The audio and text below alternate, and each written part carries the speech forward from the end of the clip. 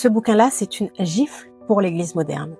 La honte de l'Évangile de John MacArthur aux éditions Impact. Alors ce livre, c'est pas juste un livre à lire pour se détendre. C'est un livre qui démonte point par point comment l'Église s'est mise à copier le monde au lieu de le transformer. John MacArthur part d'un constat simple. L'Église a perdu la puissance de son message parce qu'elle a voulu être cool, accessible, moderne et pour plaire, elle a mis de côté ce qui dérange. Il raconte comment, petit à petit, la prédication est devenue un spectacle. Les pasteurs deviennent des coachs, les messages deviennent des motivations et l'Évangile devient un produit marketing. Et il montre comment tout ça n'a rien à voir avec ce que les apôtres prêchaient. Ce que j'ai trouvé fort, c'est que John MacArthur ne critique pas juste pour critiquer. Il te montre bibliquement ce qu'est une vraie prédication. Il parle du danger du christianisme pragmatique. Tu sais, ce truc où on dit « tant que ça attire des gens, c'est que Dieu bénit ». Mais non. Le critère, c'est pas est-ce que ça plaît, c'est est-ce que c'est fidèle à la parole. Il expose aussi comment certaines églises ont remplacé la vérité par des émotions. On veut que les gens ressentent Dieu, mais pas forcément qu'ils obéissent à Dieu. Et il a dit quelque chose qui m'a marqué.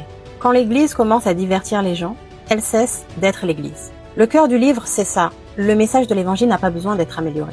Il est déjà parfait, il est déjà puissant. Mais il faut des prédicateurs, des croyants qui n'en ont pas honte. Et pourquoi je parle de ce livre? Pourquoi je le recommande? Parce que là, c'est vraiment une recommandation. Parce qu'à mon sens, on vit exactement ce que MacArthur dénonce. Une génération qui veut une foi sans persécution, une église sans tension et un Jésus sans exigence. Et il te rappelle que l'évangile a toujours été contre-culturel. Alors forcément, si ton évangile dérange, pose-toi des questions. Et ce que j'aime dans ce livre, c'est qu'il ne s'adresse pas qu'aux pasteurs. Il parle à tous les croyants, aux chrétiens qui ont peur de témoigner, à ceux qui préfèrent ne pas choquer, à ceux qui pensent qu'on peut être neutre. Donc je pense que soit on tient ferme, soit finalement on part à la dérive.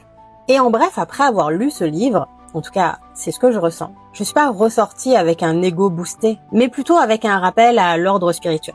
Ce livre, c'est un rappel à revenir à la parole pure, à arrêter les compromis, à prêcher Christ même si ça fâche. Et franchement, dans une époque où tout le monde veut être aimé, c'est rafraîchissant d'entendre quelqu'un dire « L'évangile n'a pas besoin que tu le rendes plus doux. Il a besoin que tu le rendes fidèle. » Donc, si tu veux lire un livre qui te flatte, il va falloir passer ton chemin. Mais si tu veux un livre qui te secoue, qui t'oblige à regarder ton propre confort et qui te donne une vision claire de ce qu'est vraiment l'évangile, lis celui-là. C'est pas un livre qui te fait dire amen à chaque page. C'est un livre qui te fait dire pardonne-moi Seigneur d'avoir eu honte. Et rien que pour ça, il mérite d'être lu.